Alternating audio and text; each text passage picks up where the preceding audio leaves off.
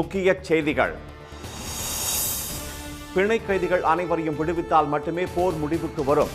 Israel பிரதமர் Netanyahu திட்டவட்டம்.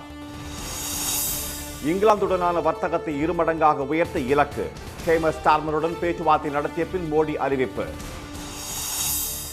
ஜாதி ரீதியான துன்புறுத்தலால் ஹரியானா IPS அதிகாரி தற்கொலை. பாஜகவும் RSSும் விஷத்தை பரப்பியதே காரணம் என ராகுல் குற்றச்சாட்டு. சிறைபிடிக்கப்பட்ட மீனவர்களையும் மீன்பிடி படகுகளையும் விடுவிக்க வேண்டும். இலங்கையிடம் மத்திய அரசு வலியுறுத்த ஸ்டாலின் கோரிக்கை. பீகார் வாக்காளர் பட்டியலில் இருந்து 69 லட்சம் பேர் நீக்கப்பட்ட விவகாரம். மீண்டும் விண்ணப்பிக்க சட்ட சேவை மையம் உதவுமாறு உச்சநீதிமன்றம் உத்தரவு.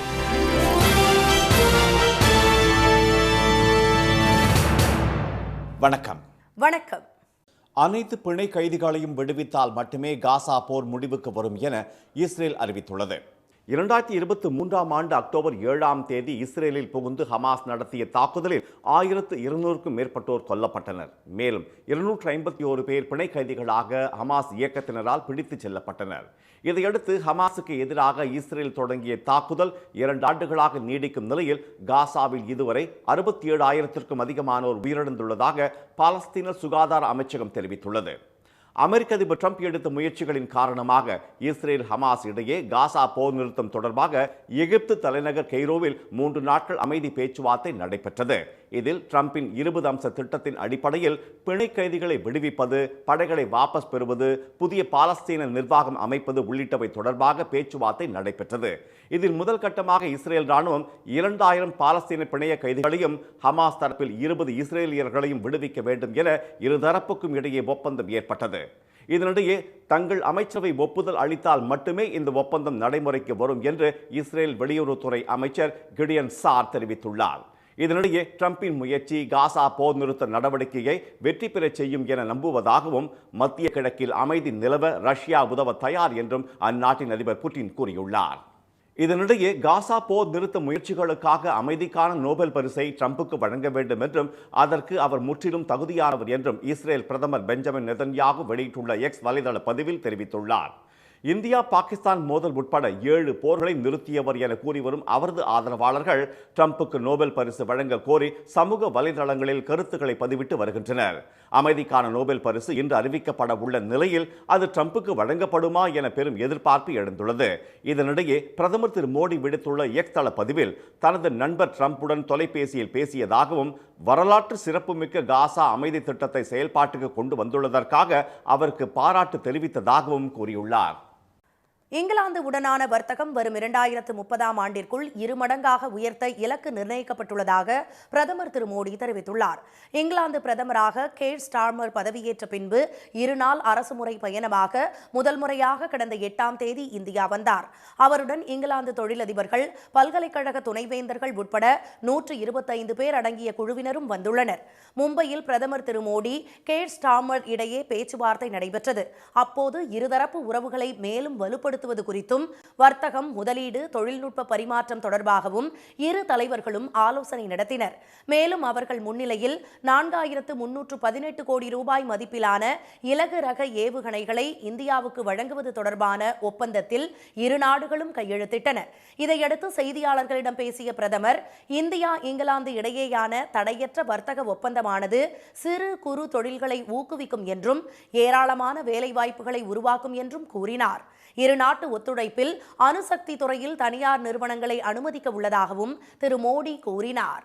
आज हमारा द्विपक्षीय व्यापार लगभग $56 बिलियन है. हमने 2030 तक इसे 2 गुना करने का लक्ष्य रखा है. मुझे विश्वास है कि ये लक्ष्य हम समय से पहले ही हासिल कर सकते हैं. இங்கிலாந்தை சேர்ந்த லிவர்பூல், யார்க், சவுத்ஹாம்டன் உட்பட 9 பல்கலைக்கழகங்களின் நேரடி வளாகங்கள் விரைவில் இந்தியாவில் திறக்கப்படும் என்றும் இரு நாடுகள் இடையேயான உறவு குறிப்பிடத்தக்க முன்னேற்றத்தை அடைந்துள்ளது என்றும் பிரதமர் திரு மோடி குறிப்பிட்டார். ஐநா பாதுகாப்பு கவுன்சிலில் இந்தியாவுக்கு நிரந்தர உறுப்பினர் பதவி வழங்க வேண்டும் என்றும் அதற்கு இங்கிலாந்தின் முழு ஆதரவு உண்டு என்றும் இங்கிலாந்து பிரதமர் கேர் ஸ்டார்மர் தெரிவித்தார். இதனிடையே மும்பையில் ஸ்டார்மரும் தானும் சர்வதேச வர்த்தக மாநாட்டில் பங்கேற்க ஒரே காரில் பயணம் செய்தது தொடர்பான புகைப்படத்தை திரு மோடி தமது எக்ஸ் வலைதள பக்கத்தில் வெளியிட்டுள்ளார்.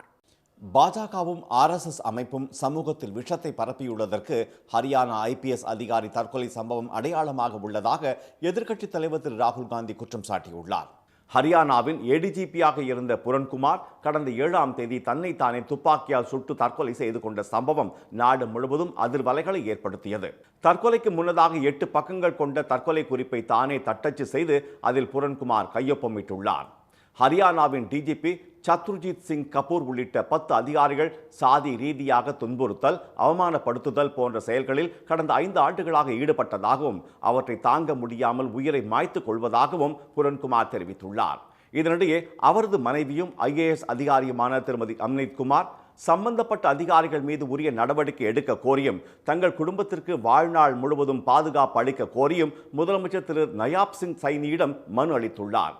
இந்நிலையில் இந்த விவகாரத்தில் எடுக்கப்பட்ட நடவடிக்கை தொடர்பாக 1 வாரத்திற்குள் அறிக்கை தாக்கல் செய்யும்படி ஹரியானா தலைமைச் செயலாளருக்கு பட்டியல் இனத்தவருக்கான தேசிய ஆணையம் நோட்டீஸ் அனுப்பியுள்ளது.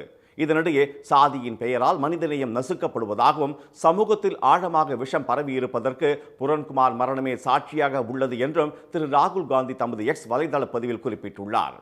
IPS அதிகாரிக்கு சாதி ரீதியான துன்புறுத்தல்கள் அளிக்கப்படும் சூழலில் சாதாரண பட்டியலின மக்கள் எத்தகைய சூழலில் வாழும் நிலை உள்ளது என்பதை கற்பனை செய்து பார்க்க வேண்டும் என்றும் அவர் குறிப்பிட்டுள்ளார். பாஜக மற்றும் RSS அமைப்புகளின் வெறுப்புணர்வு மற்றும் மனு தர்ம சிந்தனை சமூகத்தில் விஷத்தை பரப்பியுள்ளது என்றும் திரு ராகுல் காந்தி கடுமையாக விமர்சித்துள்ளார். இந்த போராட்டம் புரன்குமாருக்காக மட்டுமின்றி நீதி, சமத்துவம், அரசியலமைப்பு மீது நம்பிக்கை வைத்துள்ள அனைத்து இந்தியர்களுக்குமான போராட்டம் என்றும் அவர் குறிப்பிட்டுள்ளார். இலங்கை கடற்படையினரால் சிறைபிடிக்கப்பட்ட மீனவர்களையும் அவர்களது மீன்பிடி படகுகளையும் உடனடியாக விடுவிக்க தூதரக ரீதியில் நடவடிக்கை எடுக்குமாறு மத்திய அரசை முதலமைச்சர் மு க ஸ்டாலின் வலியுறுத்தியுள்ளார். ராமநாதபுரம் மாவட்டத்தை சேர்ந்த 30 மீனவர்களையும் அவர்களது படகுகளையும் நேற்று இலங்கை கடற்படையினர் கைது செய்தனர். தமிழ்நாட்டு மீனவர்கள் மீதான தாக்குதலுக்கு கண்டனம் தெரிவித்துள்ள முதலமைச்சர் இந்த விவகாரத்தில் நடவடிக்கை எடுக்குமாறு வெளியுறவுத்துறை அமைச்சர் திரு ஜெய்சங்கருக்கு கடிதம் எழுதியுள்ளார். அதில் 5 இந்திய மீன்பிடி படகுகள் மற்றும் 47 மீனவர்கள், அதாவது 30 தமிழ்நாட்டு மீனவர்கள் மற்றும் 17 காரைக்கால் மீனவர்களை இலங்கை கடற்படை சிறைபிடித்து சென்றுள்ளதாக அவர் கூறியுள்ளார். இந்த கைது சம்பவம் மீனவ மக்களிடையே துயரத்தை ஏற்படுத்தியுள்ளதாகவும் கடலோர மாவட்ட மக்களிடையே அச்சம் மற்றும் நிச்சயமற்ற தன்மையை ஏற்படுத்தியுள்ளதாகவும் திரு ஸ்டாலின் குறிப்பிட்டுள்ளார். இந்த ஆண்டில் ஒரே நாளில் அதிக எண்ணிக்கையிலான மீனவர்கள் கைது செய்யப்பட்ட நிகழ்வு இதுதான் என்றும் தொடரும் கைதுகள் மீனவர்களின் பாதுகாப்பு மற்றும் வாழ்வாதாரத்தை கேள்விக்குறியாக்கியுள்ளதாகவும் அவர் தெரிவித்துள்ளார். மீனவர்கள் தங்களது பாரம்பரிய தொழிலை தொடர்வதில் உள்ள மன உறுதியையும் நம்பிக்கையையும் வெகுவாக பாதித்துள்ளதாகவும் நேற்று வரை தமிழ்நாட்டை சேர்ந்த 242 மீன்பிடி படகுகளும் 74 மீனவர்களும் இலங்கை காவலில் உள்ளதாகவும் தனது கடிதத்தில் குறிப்பிட்டுள்ளார். எனவே நிலைமையின் தீவிரத்தை கருத்தில் கொண்டு இந்த விஷயத்தில் உடனடியாக தலையிட்டு சிறைபிடிக்கப்பட்டுள்ள மீனவர்களையும் அவர்களது படகுகளையும் விரைவாக விடுவித்திட உரிய நடவடிக்கை மேற்கொள்ளுமாறு மத்திய வெளியுறவுத்துறை அமைச்சர் திரு ஜெய்சங்கரை கேட்டுக்கொள்வதாக திரு ஸ்டாலின் தெரிவித்துள்ளார். இதுபோன்ற கைது சம்பவங்கள் மீண்டும் நிகழாமல் இருக்க உரிய தூதரக முயற்சிகளை மேற்கொள்ளவும் கூட்டு பணிக்குழுவை மீண்டும் செயல்பாட்டிற்கு கொண்டு வரவும் உரிய நடவடிக்கை எடுக்குமாறும் அவர் வலியுறுத்தியுள்ளார். வாக்காளர் பட்டியலில் இருந்து நீக்கப்பட்டவர்கள் மீண்டும் விண்ணப்பிக்க மாநில சட்ட சேவை மையம் உதவி செய்ய வேண்டும் என உச்ச நீதிமன்றம் உத்தரவிட்டுள்ளது. பீகார் வாக்காளர் பட்டியல் சிறப்பு திருத்தத்தின் போது 65 லட்சம் வாக்காளர்கள் நீக்கப்பட்டனர். இதற்கு கடும் எதிர்ப்பு தெரிவித்த எதிர்க்கட்சிகள் உச்ச நீதிமன்றத்தில் வழக்குகள் தொடர்ந்தன. எனினும் சிறப்பு தீவிர திருத்தத்திற்கு தடை விதிக்க மறுத்த நீதிபதிகள் வாக்காளர் பட்டியலில் பெயர் சேர்க்க ஆதாரை ஒரு ஆவணமாக ஏற்க வேண்டும் என தேர்தல் ஆணையத்திற்கு உத்தரவிட்டனர். இந்நிலையில் தேர்தல் ஆணையம் கடந்த 30ஆம் தேதி வெளியிட்ட இறுதி வாக்காளர் பட்டியலில் மேலும் 3,66,000 பெயர்கள் நீக்கப்பட்டதுடன் உரிய ஆவணங்களை தாக்கல் செய்த 21,53,000 வாக்காளர்கள் பெயர்கள் புதிதாக சேர்க்கப்பட்டன. இறுதி வாக்காளர் பட்டியல் வெளியிடப்பட்ட பின்னர் இந்த வழக்கு நீதிபதிகள் திரு சூரியகாந்த், திரு ஜாய்மால்யா பக்சி ஆகியோர் முன்பு 2ஆம் நாளாக நேற்று விசாரணைக்கு வந்தது. அப்போது வாதிட்ட தேர்தல் ஆணையம் தரப்பு வழக்கறிஞர் திரு திவேதி வாக்காளர் பட்டியலில் இருந்து நீக்கப்பட்டதாக போலியான பிரமாண பத்திரங்கள் தாக்கல் செய்யப்பட்டுள்ளதாக கூறினார். பின்னர் வாதிட்ட மனுதாரர் திரு யோகேந்திர யாதவ் சிறப்பு தீவிர சீர்திருத்தம் மூலம் அதிக அளவு பெண்கள் நீக்கப்பட்டுள்ளதால் பாலின விகிதத்தில் 10 ஆண்டுகளாக இருந்த சமத்துவ நிலை துடைத்தெறியப்பட்டுள்ளதாக கூறினார். தேர்தல் ஆணையம் வாக்காளர்களை நீக்க அமைப்பு ரீதியான நீக்கம், கட்டமைப்பான நீக்கம் மற்றும் இலக்கு நிர்ணயித்து நீக்கம் என 3 நச்சு ஆயுதங்களை பயன்படுத்தியுள்ளதாக அவர் தெரிவித்தார். அரசு புள்ளி விபரப்படி பீகாரில் வயது வந்த மக்கள் தொகை 8,22,00,000 என்பதால் அதே எண்ணிக்கையில் வாக்காளர்களும் இருந்திருக்க வேண்டும் என்றும், ஆனால் இருந்ததோ 7,89,00,000 வாக்காளர்கள் தான் என்றும் திரு யோகேந்திர யாதவ் கூறினார். சிறப்பு தீவிர திருத்தத்தால் இந்த எண்ணிக்கை அதிகரிப்பதற்கு பதிலாக குறைந்துவிட்டதாக அவர் குற்றம் சாட்டினார். அப்போது குறுக்கிட்ட நீதிபதி திரு ஜாய்மாலியா பக்சி, பீகாரில் வயது வந்தோர் மக்கள் தொகை வாக்காளர்களை விட 107% அதிகமாக இருந்ததாகவும் சிறப்பு தீவிர சீர்திருத்தம் நியாயமானதுதான் என்றும் கூறினார். அதற்கு பதிலளித்த திரு யோகேந்திர யாதவ், 3 ஆண்டுகளுக்கு முன் அந்த பிரச்சனை இருந்ததாகவும் 2023இல் அது சரி செய்யப்பட்ட பின் தற்போது சிறப்பு தீவிர சீர்திருத்தம் செய்வது நோயாளி குணமான பின் மருந்து கொடுப்பதற்கு சமம் என்றும் கூறினார். அதனைத் தொடர்ந்து இடைக்கால உத்தரவு பிறப்பித்த நீதிபதிகள் வாக்காளர் பட்டியலில் இருந்து நீக்கப்பட்டவர்கள் மீண்டும் விண்ணப்பிக்க மாநில சட்ட சேவை மையம் உதவி செய்ய வேண்டும் என உத்தரவிட்டனர். வழக்கு விசாரணை வரும் 16ஆம் தேதிக்கு ஒத்திவைக்கப்பட்டுள்ளது. உச்சநீதிமன்ற தலைமை நீதிபதி மீது காலணியை வீசிய வழக்கறிஞர் மீது SC/ST வன்கொடுமை தடுப்பு சட்டத்தின் கீழ் நடவடிக்கை எடுக்க வேண்டும் என மத்திய அமைச்சர் திரு ராம்தாஸ் அத்வாலே வலியுறுத்தியுள்ளார். உச்சநீதிமன்றத்தில் கடந்த திங்கட்கிழமை வழக்கு விசாரணை நடைபெற்றுக் கொண்டிருந்த போது தலைமை நீதிபதி திரு BR கவாய் மீது வழக்கறிஞர் ராகேஷ் கிஷோர் என்பவர் திடீரென காலணியை வீசினார். இந்த சம்பவம் நாடு முழுவதும் பெரும் அதிர்ச்சியை ஏற்படுத்தியிருந்த நிலையில் பிரதமர் திரு மோடி, எதிர்க்கட்சித் தலைவர் திரு ராகுல் காந்தி, தமிழ்நாடு முதலமைச்சர் திரு மு க ஸ்டாலின் உள்ளிட்டோர் கடும் கண்டனம் தெரிவித்திருந்தனர். ஆனால் கடவுள் சொல்லித்தான் இதனை செய்ததாகவும் மன்னிப்பு கேட்கப் போவதில்லை என்றும் ராகேஷ் கிஷோர் தெரிவித்துள்ளார். இந்நிலையில் கோவா தலைநகர் பனாஜியில் செய்தியாளர்களிடம் பேசிய மத்திய சமூக நீதித்துறை அமைச்சர் திரு ராம்தாஸ் அத்வாலே, இத்தகைய சம்பவம் நாட்டில் இதுவரை நடந்தது இல்லை என்றும் இது கண்டிக்கத்தக்கது என்றும் தெரிவித்துள்ளார். பட்டியலினத்தை சேர்ந்தவர் என்பதாலேயே உச்சநீதிமன்ற தலைமை நீதிபதி மீது காலணி வீசப்பட்டதாக குற்றம் சாட்டியுள்ள அவர் SC/ST வன்கொடுமை தடுப்பு சட்டத்தின் கீழ் குற்றவாளி மீது நடவடிக்கை எடுக்க வேண்டும் என்றும் வலியுறுத்தியுள்ளார். அதிமுக ஆட்சி மீண்டும் அமைந்தவுடன் தீபாவளிக்கு சேலை வழங்கப்படும் என அக்கட்சியின் பொதுச் செயலாளர் எடப்பாடி திரு பழனிசாமி தெரிவித்துள்ளார். நாமக்கல்லில் கோழிப்பண்ணை உரிமையாளர்கள், லாரி உரிமையாளர்கள் உள்ளிட்டோருடன் அவர் ஆலோசனை நடத்தினார்.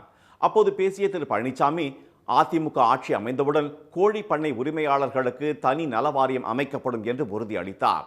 பின்னர் நடந்த பிரச்சாரத்தில் பேசிய அவர், காலாவதியான சுங்கச்சாவடிகளை அகற்ற வேண்டும் என்று மத்திய அரசை கேட்டுக்கொண்டார். காவிரி ஆறு மாசுபடுவது தடுக்கப்படும் என்றும், குமாரபாளையம் பகுதியில் சுத்திகரிப்பு நிலையம் அமைக்கப்படும் என்றும் திரு பழனிசாமி உறுதியளித்தார். அதிமுக ஆட்சி அமைந்தவுடன் அனைத்து மகளிருக்கும் தீபாவளிக்கு புடவை வழங்கப்படும் என்று அவர் கூறினார்.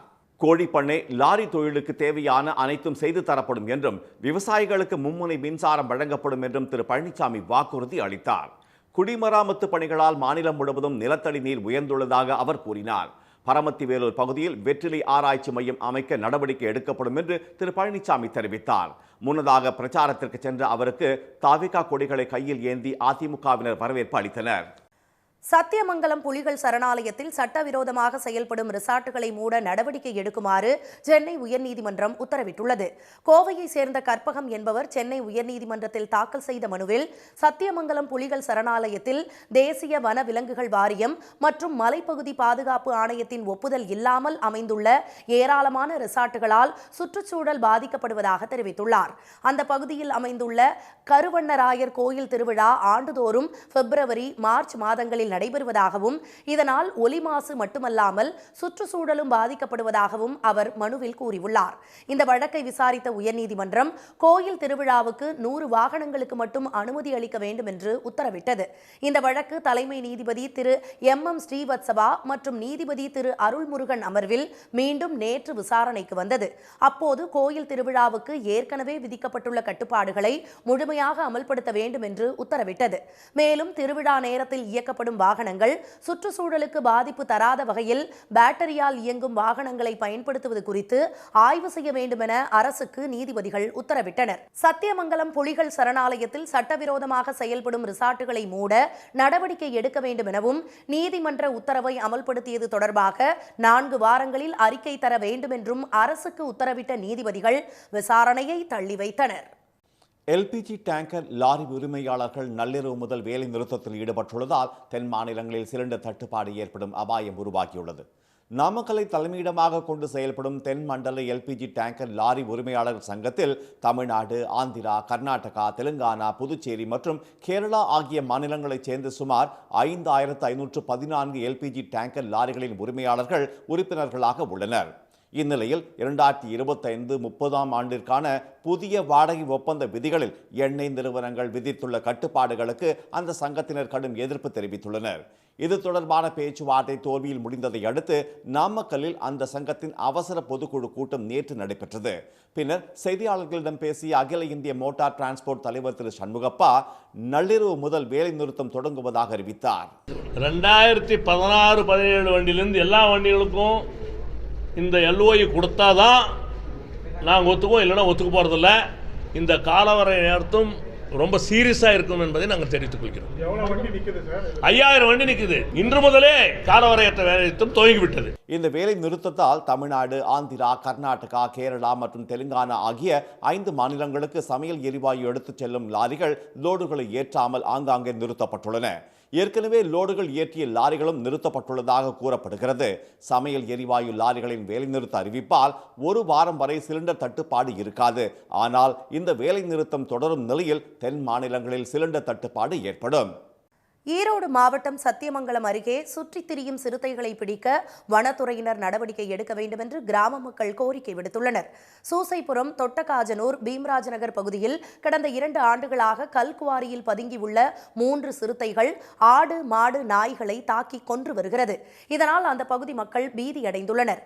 வீடுகளில் வேட்டையை ஆரம்பிக்கும் அந்த சிறுத்தைகள் கல்குவாரிகளில் சென்று பதுங்கிக் கொள்வதும் வாடிக்கையாகிக் கொண்டது.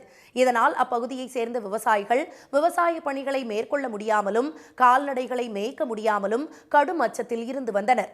ஒரு சில விவசாயிகள் சிறுத்தை அச்சத்தால் கால்நடைகளை வளர்க்க முடியாமல் விற்பனை செய்துவிட்டனர். இந்நிலையில் நேற்று மதியம் சூசைபுரம் பகுதியில் உள்ள கல்குவாரியில் 3 சிறுத்தைகள் பாறைகள் மீது படுத்திருந்தன. இதை அங்கு மாடு மேய்த்த நபர் ஒருவர் பார்த்து புகைப்படம் எடுத்துள்ளார். இது பற்றி அருகில் இருந்த விவசாயிகளுக்கும் வனத்துறையினருக்கும் தகவல் தெரிவித்தனர். தொடர்ந்து போக்கு காட்டி வரும் சிறுத்தைகளை வனத்துறையினர் கூண்டு வைத்து பிடிக்க வேண்டும் என அப்பகுதி விவசாயிகள் கோரிக்கை விடுத்தனர். மக்களின் உயிருக்கு ஆபத்தை ஏற்படுத்துவதற்கு முன்பு சிறுத்தைகளை பிடிக்க வேண்டும் என்று அவர்கள் வலியுறுத்தினர். மகளிருக்கான ஐசிசி உலகக்கோப்பை கிரிக்கெட் லீக் போட்டியில் இந்திய அணியை தென்னாப்பிரிக்கா வீழ்த்தியது.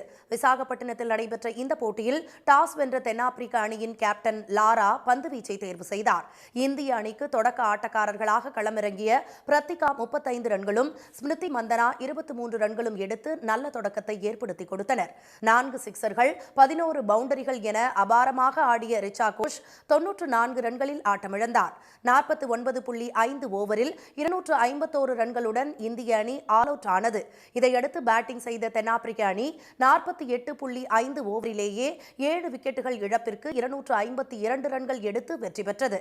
அந்த அணியின் வீராங்கனை நாட்டின் 84 ரன்கள் விளாசி வெற்றிக்கு வழிவகுத்தார். தமிழ்நாட்டில் அடுத்த 5 நாட்களுக்கு கனமழை பெய்யும் என்று சென்னை வானிலை ஆய்வு மையம் எச்சரித்துள்ளது. சென்னை மற்றும் புறநகர் பகுதிகளில் நேற்று பெய்த மழையால் குளிர்ச்சியான சூழல் நிலவியது. காஞ்சிபுரம், செங்கல்பட்டு உள்ளிட்ட இடங்களில் சாரல் மழை பெய்தது. ராமநாதபுரம் மாவட்டம் கமுதி, முதுகுளத்தூர், கீழத்தூவல், மகிண்டி, பொசுக்குடி, கோகுண்டான் உள்ளிட்ட பகுதிகளில் பலத்த காற்றுடன் மழை பெய்தது. நீலகிரி, ஈரோடு, கிருஷ்ணகிரி, தருமபுரி, சேலம், திருப்பத்தூர், வேலூர், திருவண்ணாமலை, கள்ளக்குறிச்சி, விழுப்புரம் மாவட்டங்கள் மற்றும் புதுச்சேரியில் நாளை கனமழை பெய்யும் என்று ஆய்வு மையம் எச்சரித்துள்ளது. மீண்டும் முக்கிய செய்திகள். அனைத்து பிணை கைதிகளையும் விடுவித்தால் மட்டுமே காசா போர் முடிவுக்கு வரும் என இஸ்ரேல் அறிவித்துள்ளது. இங்கிலாந்துடனான வர்த்தகம் வரும் 2030 ஆண்டிற்குள் 2 மடங்காக உயர்த்த இலக்கு நிர்ணயிக்கப்பட்டுள்ளதாக பிரதமர் மோடி தெரிவித்துள்ளார்.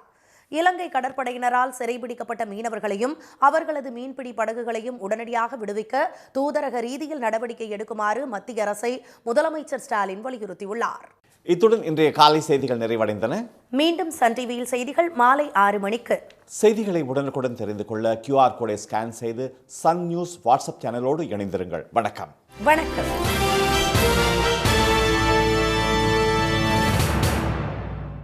உடனுக்குடன் செய்திகளை தெரிந்து கொள்ள சன் நியூஸ் பெல் ஐகானை கிளிக் பண்ணுங்க.